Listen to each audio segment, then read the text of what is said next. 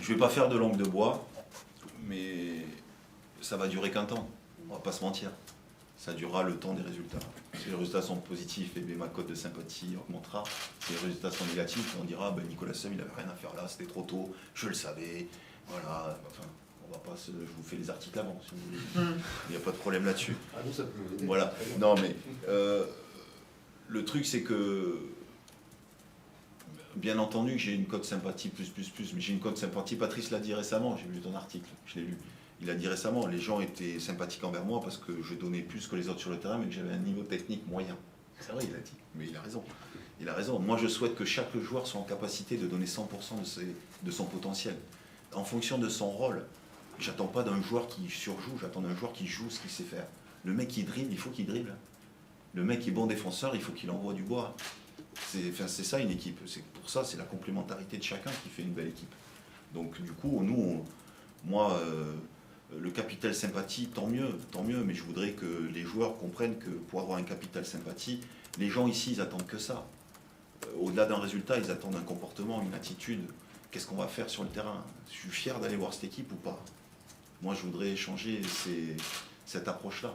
Que les gens soient fiers de venir au stade, pas en attente d'un résultat. Ils soient fiers parce qu'ils kiffent venir nous voir jouer. Je parle comme les jeunes. Les supporters peuvent rester comme ils sont, c'est extraordinaire. On a une chance, mais... J'ai jamais connu un club avec des séries aussi négatives et avec la présence d'autant de gens. On parlait d'utopie tout à l'heure.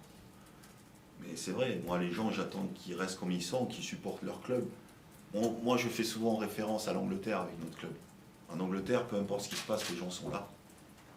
Et je sais que les supporters vont répondre présent demain, ils vont nous aider. Maintenant, il faut qu'on les amène avec nous. Je l'avais dit aux gamins de la Gambardella, il faut les amener avec nous. Et les amener avec nous, c'est... Voilà, c'est être dynamique, avoir un comportement, être agressif. Voilà.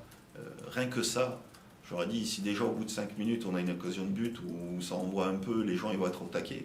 Donc c'est à nous de les amener. C'est comme au cinéma, quoi. Voilà. Dès la première minute, t'es branché ou t'es pas branché.